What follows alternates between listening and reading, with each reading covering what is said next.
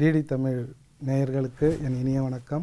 இன்று எல்முறை சிகிச்சை மருத்துவத்தில் ஷயாட்டிகா என்கிற தொடை நரம்பு வாதம், அதை உருவாக்கும் காரணம், அதனை கண்டறியும் முறை, அதை எவ்வாறாக அறிகுறிகள் தென்படும், அதற்கு இயல்முறை சிகிச்சை மருத்துவத்தில் என்ன முறை சிகிச்சை கொடுக்கலாம் என்பதை பற்றி நாம் பின்வரும் காண்போம்.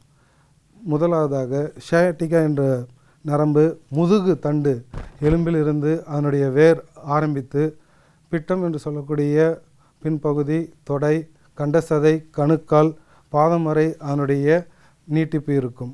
அதில் ஷயாட்டிக் நரம்பு என்ற அதனுடைய வேர் பகுதியில் ஜவ்வு விலகுதல், டிஸ்க் என்று சொல்லக்கூடிய ஜவ்வு விலகுதல், எலும்பு நகர்தல், முன்னர் பின்னர், இந்த எலும்பு தண்டுவடை எலும்பு முன்னர் பின்னர் நகர்ந்தால் அதனால் ஏற்படக்கூடிய நெருக்கம், அது வெர்டெப்ரல் கெனால் ஸ்டீனோசிஸ் என்கிற சந்து இதுக்கு இருக்கக்கூடிய இடைவேளையில் இந்த நரம்பு இவ்வாறாக மாட்டும். இப்படி மாட்டினால் இந்த வெர்டெப்ரல் கெனால் ஸ்டீனோசிஸ் என்ற முறையில் நரம்பு அதிலிருந்து வரக்கூடிய இந்த நெருக்கத்தினால் அந்த நரம்பு தொடை வழியாக வந்து சேரும் நேரத்தில் அந்த வலி ஏற்படும். மற்றும் பாட்ஸ் டிசீஸ் என்று சொல்லக்கூடிய தொற்று நோய், எலும்பில் ஏற்படக்கூடிய தொற்று நோய் மற்றும் எலும்பில் ஏற்படக்கூடிய கட்டிகள், டியூமர் என்று சொல்லக்கூடிய கட்டி, இவ்வாறாக காரணங்கள் அமைகின்றன. அதனுடைய அறிகுறிகள், அந்த வலியானது பிட்டத்தில் தொடங்கி முதலில் முதுகு வழியாக ஆரம்பித்து பிட்டத்தில் தொடங்கி தொடை மற்றும் கண்டசதை, கணுக்கால் பகுதி, இறுதியில் விரல்கள் மற்றும் கட்டை விரலில் அதனுடைய நீட்டிப்பு இருக்கும். அந்த வலியானது அந்த வலியானது தாங்க முடியாமல் அந்த பேஷண்ட் எவ்வாறாக வருகிறார் என்றால், ஒரு பக்கம் தாங்கி தாங்கி நடந்து வருவார்கள். அவர்களால் ஒரு சரிவர இயல்பான நடைமுறையை நடத்த இயலாது. அவர்களுடைய இடுப்பு பகுதி லேசாக கோணிக்கொண்டு இருக்கும். இவ்வாறாக அதனுடைய அறிகுறிகள் இருக்கும். ஒரு நாள்பட்ட தொடை வலி இருந்தால் அவர்களுக்கு வெளித்தொடையிலையும் ஆடு சதை பகுதியிலையும் மறுத்தல் இருக்கும். அவர்களால் கட்டை விரலை மேல் நோக்கி தூக்க இயலாது. இதனை கண்டறியும் முறை எவ்வாறு என்றால், எக்ஸ்ரே ஃபைண்டிங்ஸ் மற்றும் சிடி ஸ்கேன், எம்ஆர்ஐ ஸ்கேன் முதலிய கருவிகளை கொண்டு இந்த நோயினுடைய தன்மையை கண்டறியலாம்.